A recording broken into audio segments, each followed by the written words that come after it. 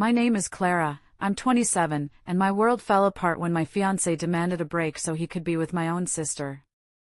Before I tell you how I sold our dream home out from under them and vanished without a trace, let me know where you're watching from in the comments. It happened on a Tuesday.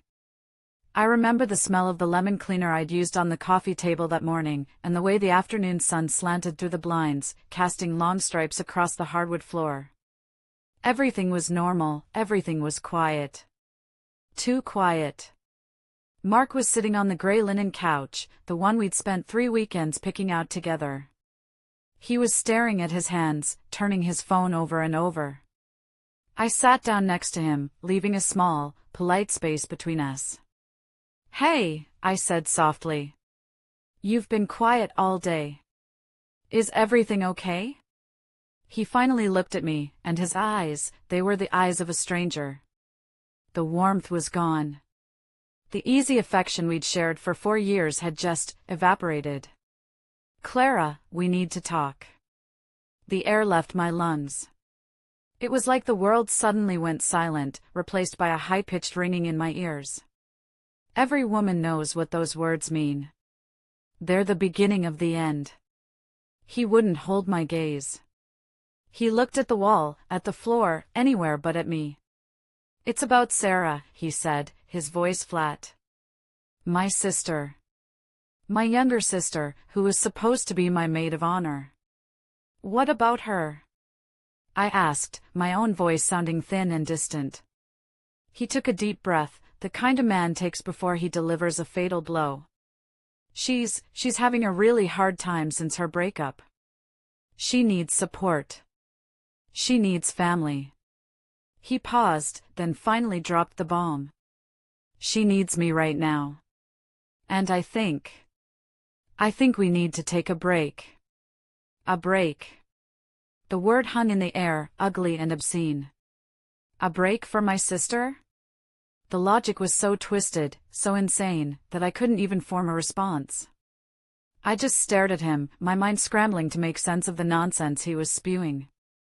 He was breaking our engagement, ending our life together, because my sister needed a shoulder to cry on? It was then I knew, with a certainty that chilled me to the bone, that this was about so much more than a shoulder to cry on. Just 6 months ago, that silence had been filled with laughter. We were planning our future in this very room.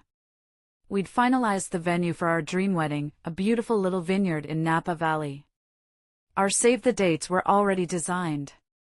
We were living in the beautiful San Diego house I'd received as an inheritance from my grandmother, a place filled with light and happy memories, a place Mark always called our forever home. We had a life. A real, solid, tangible life. Or so I thought. The change had been subtle at first. A slow poisoning I'd willfully ignored. It started with the wedding plans. Mark, who had been so excited about choosing the menu and the band, suddenly became distant. Every question I asked was met with a sigh and a wave of his hand. "Babe, I don't have the headspace for this right now," he'd say. "Sarah's really going through it. I was on the phone with her for hours last night. Sarah. It was always Sarah. After her boyfriend of 6 months had dumped her, she had latched onto Mark. At first, I thought it was sweet. He was being a good future brother-in-law. She'd call him for advice. She'd come over for dinner, her eyes red from crying, and he'd sit with her on the patio while I cooked, their heads bent close together in hushed conversation. Then she started leaving things at our house. A sweater. A book. Her favorite coffee mug. It was like she was slowly marking her territory, weaving herself into the fabric of our home. I told myself I was being paranoid. I told myself I was being a bad sister. How could I be jealous when she was in so much pain? My mother even called me once, her voice sharp with disapproval. "Clara, you need to be more understanding. Sarah looks up to Mark like a big brother. You're lucky to have a fiancé who cares so much about family." I let her words shame me into silence. I pushed my doubts down, burying them under a mountain of guilt. I smiled when Sarah would text Mark late at night. I pretended not to notice when he'd step outside to take her calls. I was being supportive. I was being a good sister. A good fiancé. Until that night, about a week before he dropped the bomb. I woke up around 2 a.m., my throat dry. As I walked down the hallway to the kitchen, I heard it. A low murmur from the back patio. The sliding door was open just a crack, letting in the cool night air. It was Mark's voice, hushed but clear. "Don't worry," he was saying, his tone soft and intimate in a way that made my skin crawl. "I'll handle Clara soon. We just need to be smart about this." My blood ran cold. The glass I was about to grab for water slipped from my hand, but I caught it just before it hit the floor, my knuckles white. My heart hammered against my ribs, each beat a deafening drum in the suffocating quiet of the house. I stood there, hidden in the shadows of the hallway, and I knew I had to confront him. I had to know. But my feet felt like they were nailed to the floor. What would I even say? "Excuse me, were you just plotting my emotional execution with my little sister?" Cowardice took over. I crept back to bed, my side of the mattress feeling vast and cold, and I lay there, eyes wide open in the dark, listening to the sound of his breathing when he finally came back inside. It was the deepest betrayal I could imagine, and I hadn't even confronted him yet. I just let the poison of his words seep into my veins. The next week was a special kind of hell. It was a performance. I was an actress in the final, tragic scenes of a play I didn't know I was in. I smiled. I made coffee. I asked about his day. And all the while, I watched. I watched the way his phone was never, ever face up on the counter anymore. I watched how he'd flinch almost imperceptibly when I walked into a room while he was texting. I saw the shared, knowing glances he and Sarah would exchange over the dinner table, glances they thought I was too naive, too trusting, too stupid to notice. They treated me like a ghost in my own home, a piece of furniture they had to navigate around until the movers came. They thought I was oblivious. They underestimated me. They always had. The confrontation, when it finally happened, wasn't a fiery explosion. It was a cold, calculated execution. It was that Tuesday afternoon, the one I told you about. The day my life split into a before and after. He sat me down on that gray couch, the one we were still paying off, and he delivered his lines. He had rehearsed this. I could tell. Every word was chosen to inflict maximum pain while giving him maximum plausible deniability. "Clara," he began, his voice dripping with false sincerity, "you know how much I love you." A lie. "And you know I see Sarah as the little sister I never had." A bigger lie. He went on, spinning a web of gaslighting and manipulation that was both breathtaking and nauseating. He painted a picture of my sister as a fragile, broken bird, and himself as her noble savior. He told me she was having panic attacks, that she wasn't eating, that she needed him. He said our relationship was strong enough to withstand this. He called it a test. He actually used that word. A test of our love, a test of my compassion, a test of my commitment to family. "If you really love me," he said, his eyes pleading, yet somehow cold and dead, "you'll understand. You'll give me this space to help her. A real partner would want me to do the right thing." He was twisting it, turning his infidelity, his betrayal, into a noble sacrifice. And worse, he was making me the villain if I didn't go along with it. If I objected, I wasn't a loving fiancé, I was a cruel, selfish sister who was jealous of her siblings' pain. It was a masterpiece of cruelty. I didn't scream. I didn't cry. A strange, icy calm had settled over me. I had already heard the truth on the patio in the dead of night. This was just the official story, the one they had concocted to keep me quiet, to keep me waiting in the wings like a fool while they started their life together. So I just nodded. I let the silence stretch, watching the panic flicker in his eyes. He expected a fight. He wanted one. A fight would have validated him, made him feel like he was being torn between two women who loved him. I refused to give him the satisfaction. "Okay, Mark," I said, my voice eerily steady. He blinked, thrown off script. "Okay? Just, okay?" "Yes," I said. "If you need a break to go and support my sister, then you should do that." Relief washed over his face, so pure and undisguised it felt like a second slap. He actually smiled. "Thank you, Clara. I knew you'd understand. This is just for a little while. I'll be back before you know it. I'll just pack a bag and stay at a friend's for a bit, give Sarah some space to come over and talk." He stood up, kissed the top of my head, a gesture so condescending it made my skin crawl, and walked into our bedroom. I sat there, listening to the sounds of him packing away his life with me. The zip of a suitcase. The clatter of toiletries. 10 minutes later, he walked out, bag in hand. "I love you," he said from the doorway. I just looked at him. I didn't say it back. The door closed behind him, and the click of the lock echoed in the sudden, deafening silence of the house. I was alone. And in that moment, I wasn't just heartbroken. I was a woman with a plan. For about an hour, I didn't move. I just sat on that couch, the indentation in the cushion next to me slowly rising, erasing the last physical trace of him. The silence was a physical weight, pressing down on me. The tears I had refused to shed in front of him finally came, hot and furious. It wasn't just grief for the man I thought I loved, it was a deep, guttural rage at the sheer audacity of the betrayal. From my fiancé. From my own sister. My hand trembled as I reached for my phone. There was only one person I could call. My fingers fumbled as I scrolled to her name, Olivia. My best friend since kindergarten, the one person who had seen me through every scraped knee, every high school drama, every triumph, and every failure. She answered on the second ring. "Hey, you. I was just thinking about you. Did you guys finally decide on the caterer?" Her cheerful voice shattered my composure. A sob ripped through me, raw and ugly.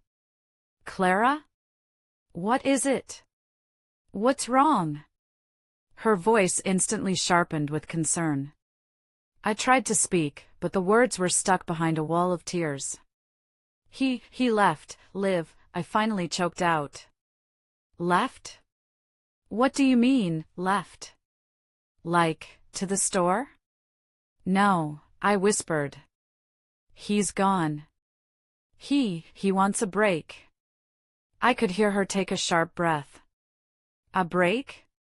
A break from what? The wedding is in 5 months. What on earth is he talking about?" And then I told her. I told her everything. The late-night phone calls. The constant presence of my sister. The hushed conversation on the patio. And finally, the cold, rehearsed speech about how he needed to leave me to go support Sarah.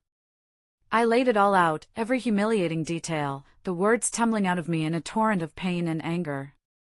For a long moment after I finished, there was only silence on the other end of the line. I could picture her, probably pacing her apartment, her face a mask of disbelief. Then she spoke, and her voice was dangerously quiet.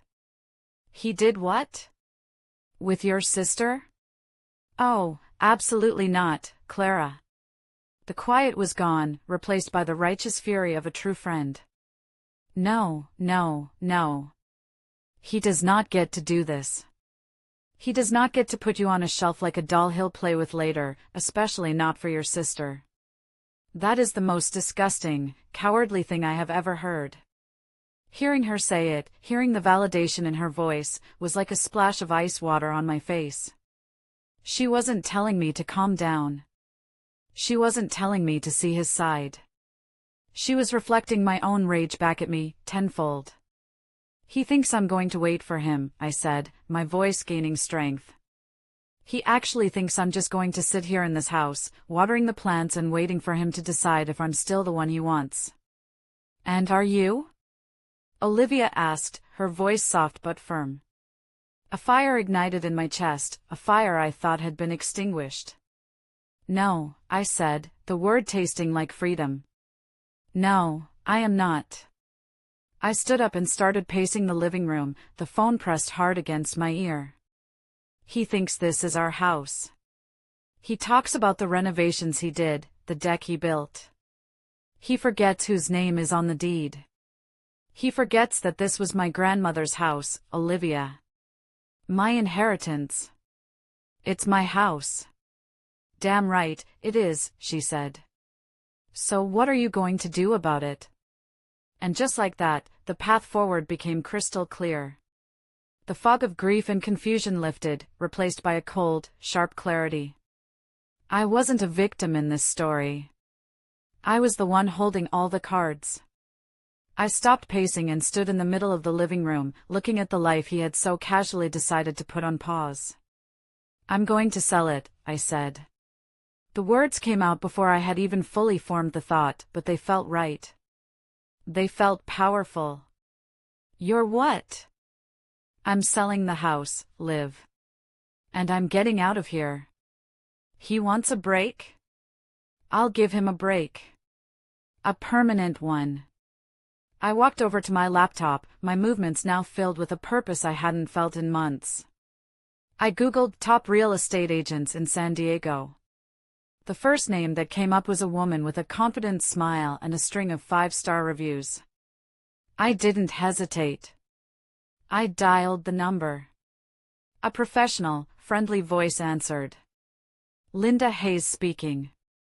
Hello, Ms. Hayes, I said, my voice steady and professional, a complete stranger to the crying woman I had been just 10 minutes ago. My name is Clara Miller. I need to sell my house. And I need to do it as quickly as possible. And as I put the phone down, a strange sense of calm washed over me. The path ahead was terrifying, but for the first time in weeks, it was mine to choose. If you're still listening, please help me by liking this video and commenting the number 1 below. It lets me know you've given me a like, and it tells me you're here with me on this journey. Your support is an incredible encouragement for me. Please, comment with the number 1, and then let me tell you what happened next. The next 2 days were a blur of methodical, silent action. Linda, the realtor, was a force of nature. She came over the very next morning, her eyes sharp and her demeanor all business.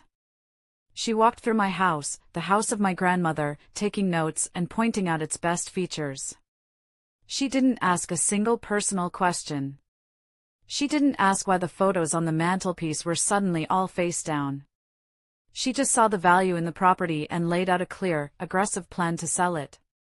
The market is hot, Clara, she said, her voice confident. We'll have this in escrow before you can blink. We decided to put a for sale sign up, but only in the backyard, hidden from the street. For now. That afternoon, I started packing. Not my things. His. I went through the house like a surgeon, excising every trace of Mark. His clothes from the closet, his toothbrush from the holder, his half-read book from the nightstand.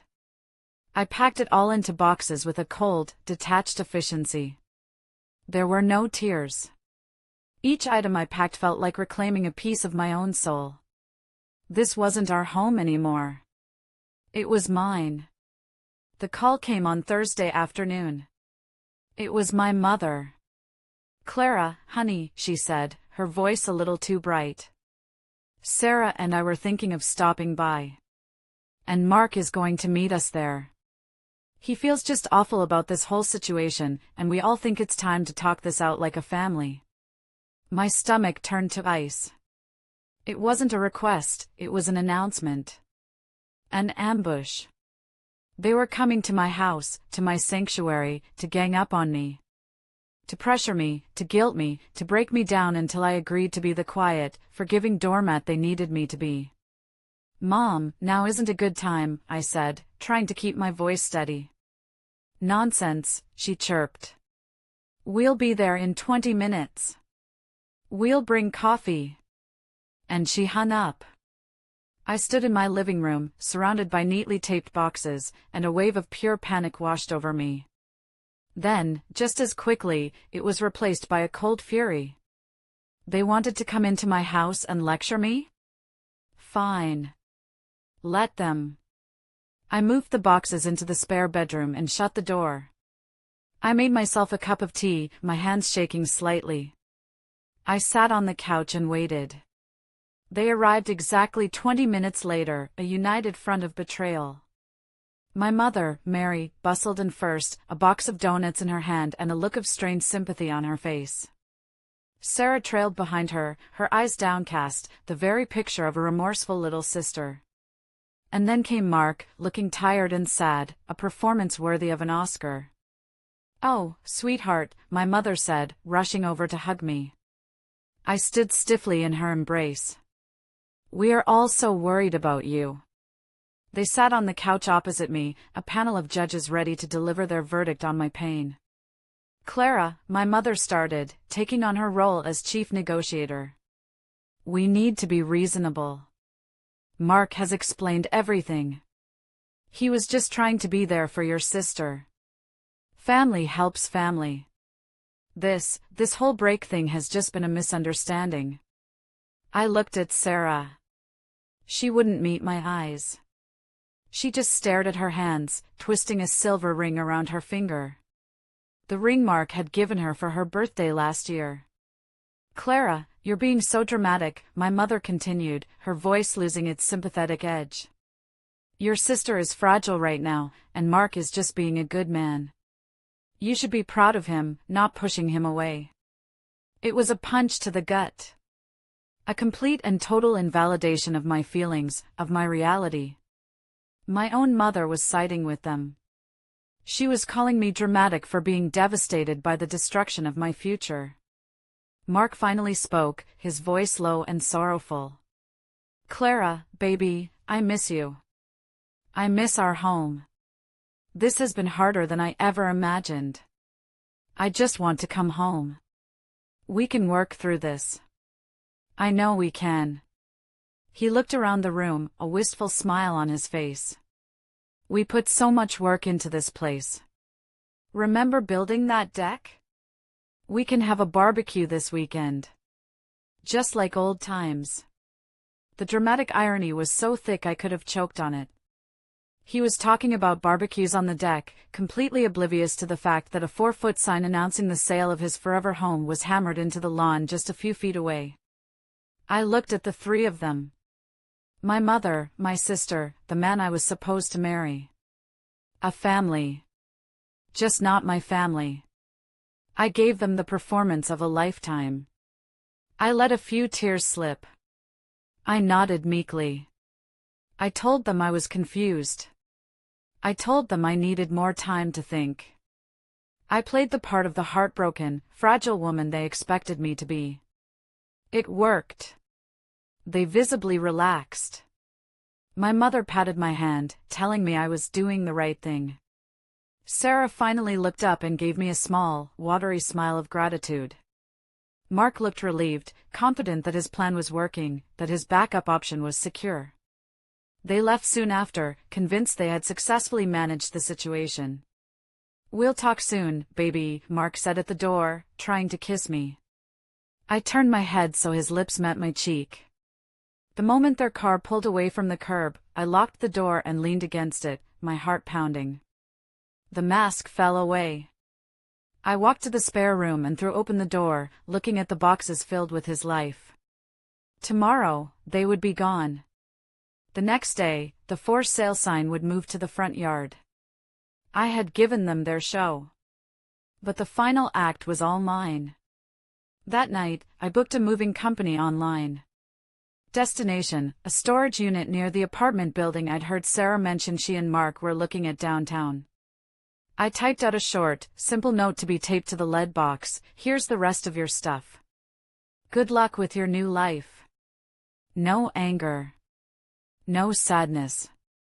Just a simple, clean cut. He wanted a break. I was giving him a clean break. The week that followed was a whirlwind. The moving company came and cleared out every last trace of Mark. The for sale sign went up in the front yard, bold and unapologetic.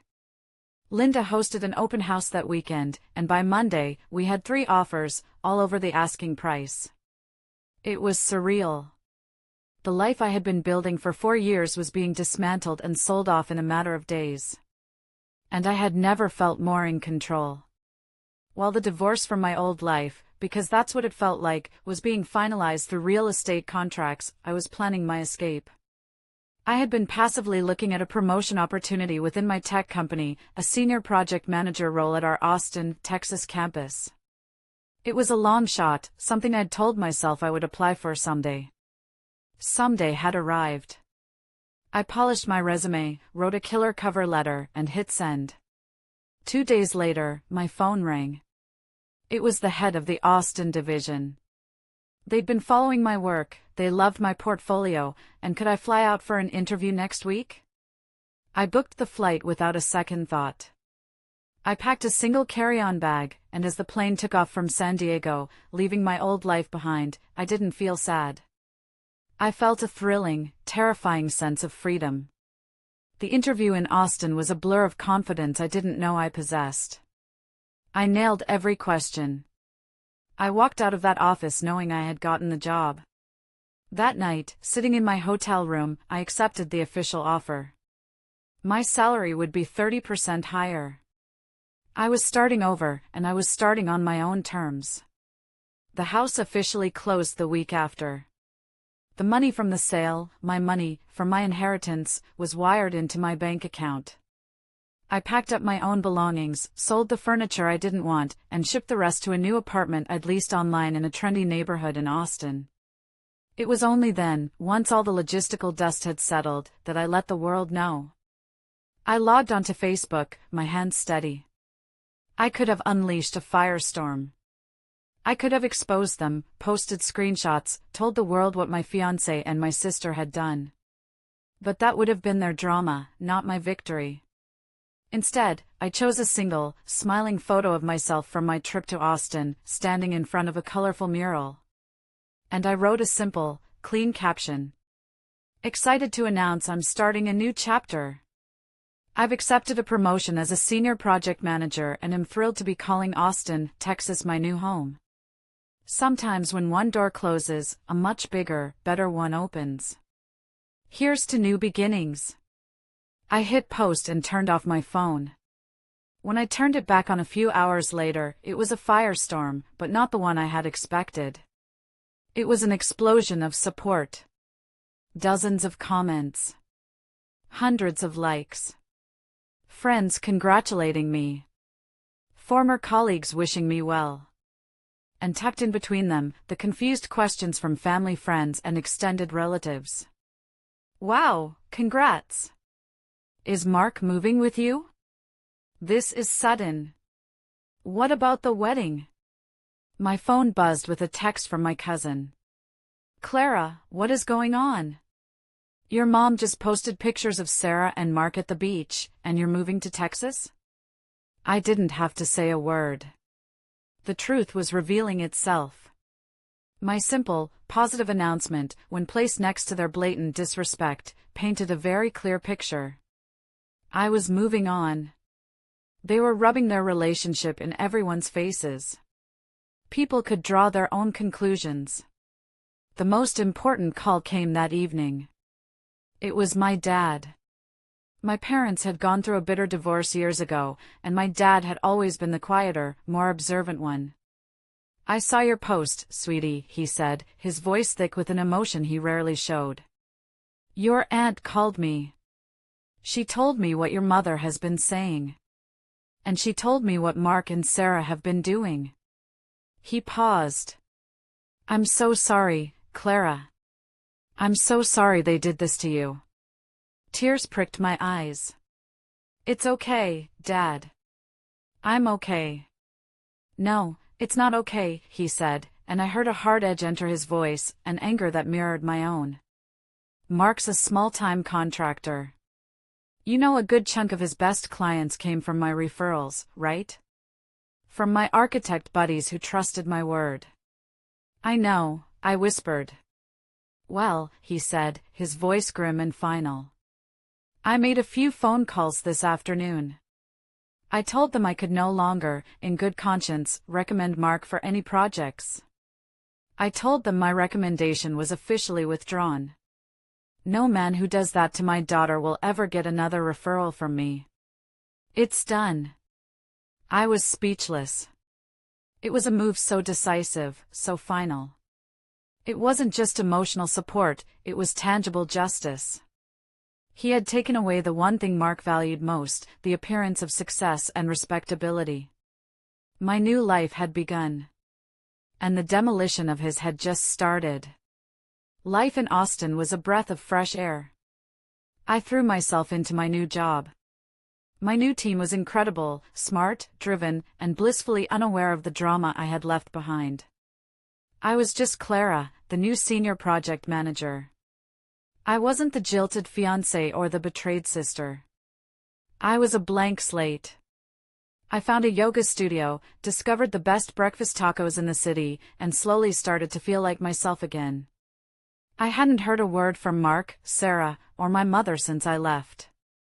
I had blocked their numbers, but I knew if they really wanted to, they could find a way. For about a month, there was only silence. I learned through the grapevine, my cousin, mostly, that things were not going well back in San Diego. My dad's phone calls had been devastatingly effective. Mark had lost 2 major contracts overnight. Word travels fast in that world. People were talking. My simple, drama-free departure had made them look even worse. I was at my desk one Wednesday afternoon, deep in a budget spreadsheet, when my office phone rang. It was the receptionist downstairs. Clara? There's a Mark Miller here to see you. He says it's personal. Should I send him up? My blood turned to ice. Mark. Here. In Austin. In my office building. How did he even find me? The audacity was staggering.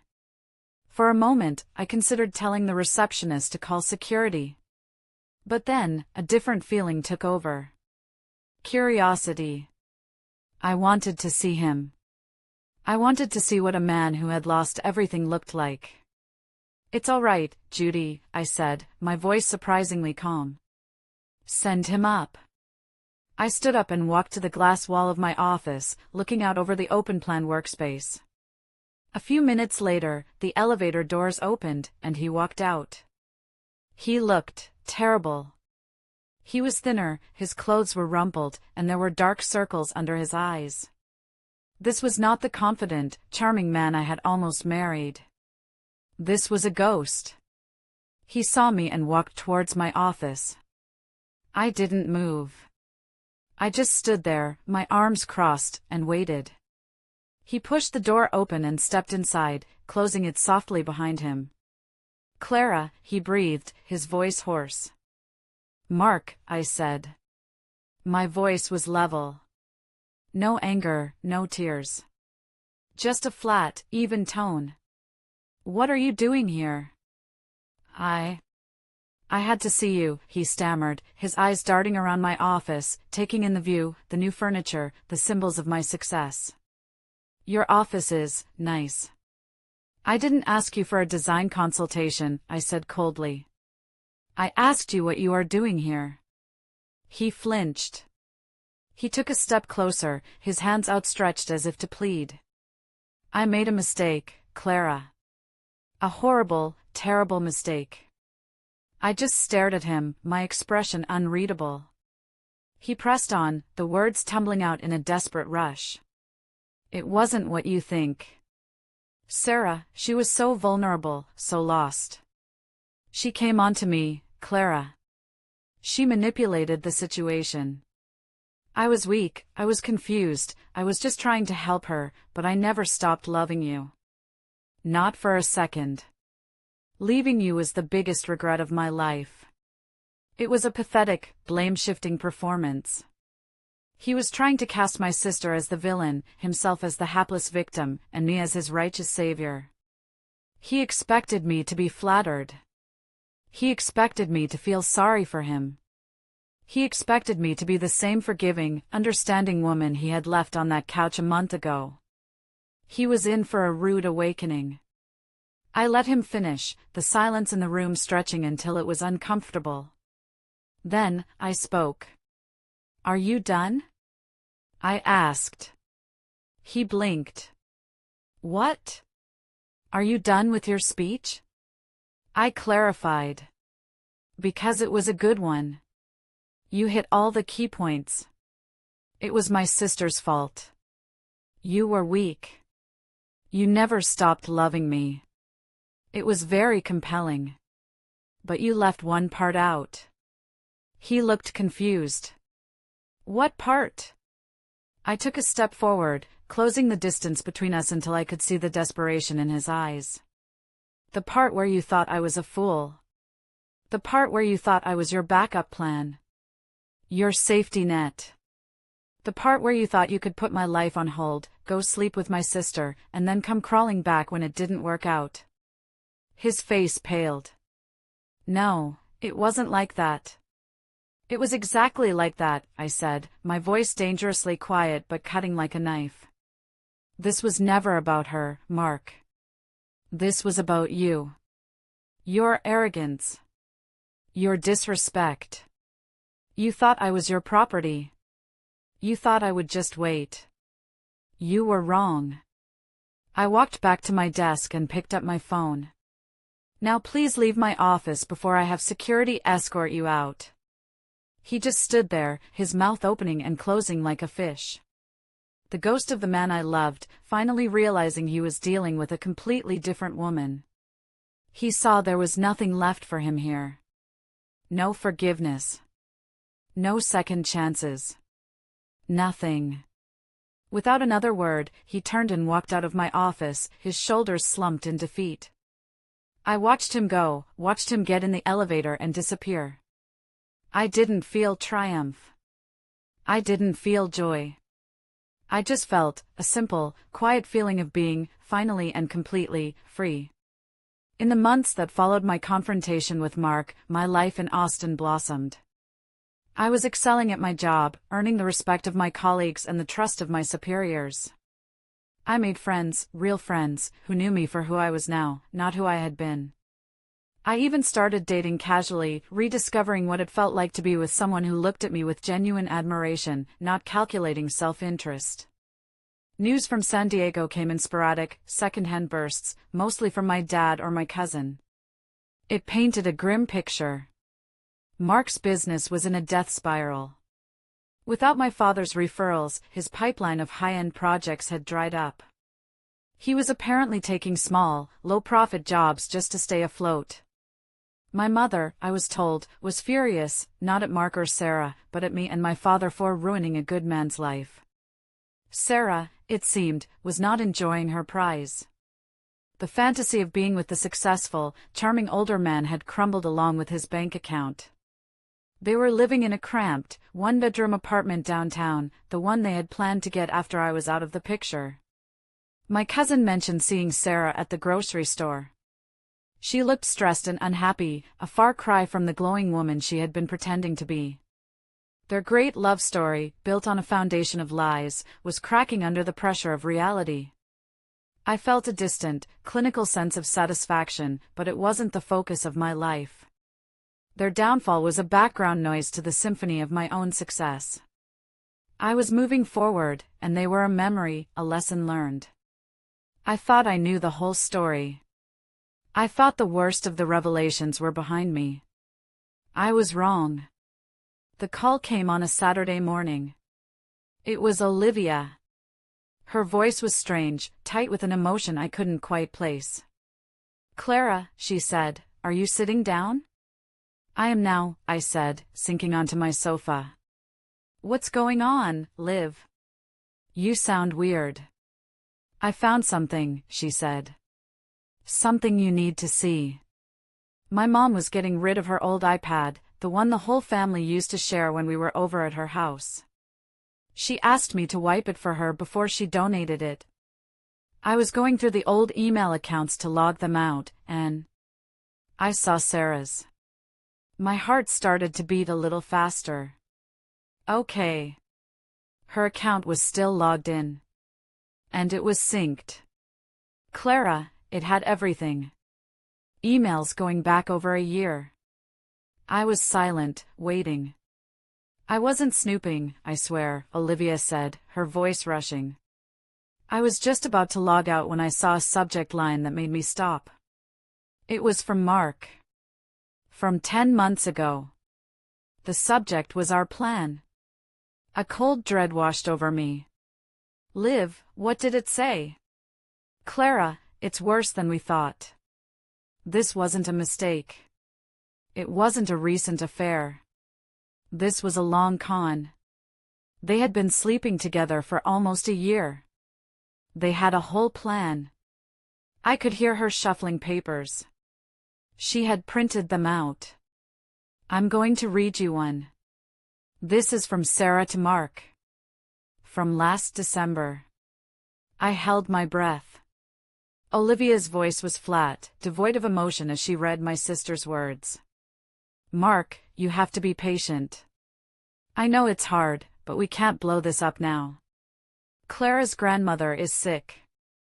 If something happens, Clara will get the house. We need that house. Just hold on until after the wedding. Once your name is on the deed as her husband, it's marital property. Then you can leave her. We'll have the house, the security. Just a few more months of pretending. I can handle it. Can you? I closed my eyes. The words hit me like physical blows. It wasn't just cheating. It was a calculated, predatory plot. They weren't just betraying me, they were targeting my grandmother's inheritance. They were waiting for her to die. They saw my grief, my family tragedy, as a financial opportunity. They wanted to get his name on the deed of my house, the sacred place my grandmother had left for me, and then toss me aside. The divorce they planned would have been financially devastating. Olivia kept reading, her voice shaking with rage now. There were emails from Mark, reassuring Sarah, talking about their future, about how they would redecorate my grandmother's house after I was gone. They had talked about the college fund my parents had set up for me, wondering if they could get access to it. They had picked out furniture. They had planned a life in the wreckage of mine. There's more, Olivia whispered. They talked about you constantly. About how trusting you were. How easy you were to fool. I finally found my voice. Send them to me, I said. Send me everything. A few minutes later, the email arrived. I opened the PDF. Page after page of their words, their plans, their deceit. I scrolled through, my finger tracing their casual cruelty on the screen. It was all there, in black and white. A premeditated emotional and financial ambush. My sister and my fiancé, plotting together in the dark. I didn't cry. I had no tears left for them. I just felt a profound, chilling sense of clarity. This wasn't a tragedy anymore. It was a crime scene. And I had just been handed the forensic evidence. For a week, I did nothing with the emails. I didn't forward them to my father. I didn't post them online. I didn't send them to Mark or Sarah with a triumphant I know. They were my private, ugly truth. They were the final confirmation that I hadn't just dodged a bullet, I had escaped a meticulously planned ambush. Knowing the full, calculated depth of their betrayal didn't reopen the wound. It cauterized it. It burned away any lingering wisps of doubt or misplaced nostalgia. It was a clean, sterile burn. My life went on. I led my team through a challenging product launch, earning a bonus and more praise from the leadership team. I went on a weekend trip to the hill country with a new group of friends. I adopted a rescue dog from a local shelter, a scruffy terrier mix I named Gus, whose unconditional affection was a balm to my soul. I was building a life so full and bright that the shadows of my past were getting smaller and smaller. Then, about a month after Olivia's discovery, an email landed in my inbox. It was from an address I didn't recognize, but the subject line made my stomach clench. "We need to talk." It was from Sarah. I almost deleted it without reading. What could she possibly have to say that mattered? But a morbid curiosity, the same feeling that had made me tell the receptionist to send Mark up to my office, made me click it open. The email was long, rambling, and dripping with self-pity. It was a masterpiece of narcissistic delusion. She told me Mark had left her. His business had completely failed, he was in debt, and he had blamed her for everything. He had called her a mistake and moved back in with his parents in another state. She was being evicted from their apartment. She had no money. She couldn't find a job. And then came the punchline. "I know things were complicated between us," she wrote, "but you're my sister. Your family. You've always been the successful one, the lucky one. You got the inheritance from grandma, you got the big promotion and the high salary. It's not fair that I'm left with nothing. Your new life was built on the ashes of mine, and you owe me. I've spoken to a lawyer, and he said family has obligations. I need you to help me. I need $5,000 to get a new apartment and get back on my feet. It's the least you can do after what your father did to Mark, which basically ruined my life too." I read it twice. Then a third time. I actually laughed out loud. It was so breathtakingly audacious, so completely devoid of self-awareness, that it was almost performance art. There was no apology. No remorse. No acknowledgement of the pain she had caused. Just a demand. She had tried to steal my home, my future, and my sanity, and now that her plan had failed, she felt entitled to my money. She was blaming me for the consequences of her own actions. For a moment, I considered sending her the PDF of her own emails back. A simple, brutal checkmate. But what was the point? It wouldn't give her a conscience. It would only give her the dramatic satisfaction of being caught. She didn't deserve even that. Instead, I took a deep breath and began to type. My reply was short. It was the last thing I would ever say to her. "Sarah," I wrote. "You are right about one thing. I am successful. I built a new life for myself not on the ashes of yours, but from the ashes of the one you and Mark tried to burn to the ground. You are not entitled to my home, my happiness, or my money. My father didn't ruin Mark's life, Mark ruined it himself, with your help. The life you have now is not my fault. It is the direct result of the choices you made. I am not sending you any money. I am not your safety net. My final gift to you is this piece of free advice: true success, the kind that lasts, is built on integrity, not on deception. I hope one day you figure that out. Consider the life you have now the price of the choices you made. I wish you the best, but I will not be a part of it." I signed it simply, Clara. I hit send. Then I created a filter to send any future emails from her or any similar addresses directly to the trash, unread. I blocked her on every platform. I severed the final, toxic tie. It's been 2 years since that day. My life is good. It's more than good, it's mine. Gus is snoring at my feet as I write this. My career is thriving. I'm in a loving, healthy relationship with a man who respects me, a man who finds my independence to be my most attractive quality. I speak to my dad every week. I have not spoken to my mother or my sister since that awful day in my old living room. Sometimes, the only way to heal a wound is to amputate the infected limb. The worst thing that ever happened to me was not losing a fiancé or a sister. The worst thing was realizing I had built my life around people who saw my love as a resource to be exploited. And the best thing that ever happened to me was being given the brutal, painful, liberating opportunity to burn it all down and build something new, something stronger, something real, on my own foundation. Thank you for listening to my story. It wasn't easy to tell, but it was important.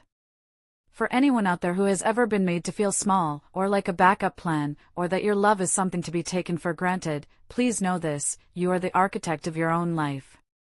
Don't ever let anyone else hold the blueprints. I'm curious, have any of you ever had to make a clean break to save yourselves? Let me know in the comments. And if my story resonated with you, please consider liking this video and subscribing for more. You are not alone.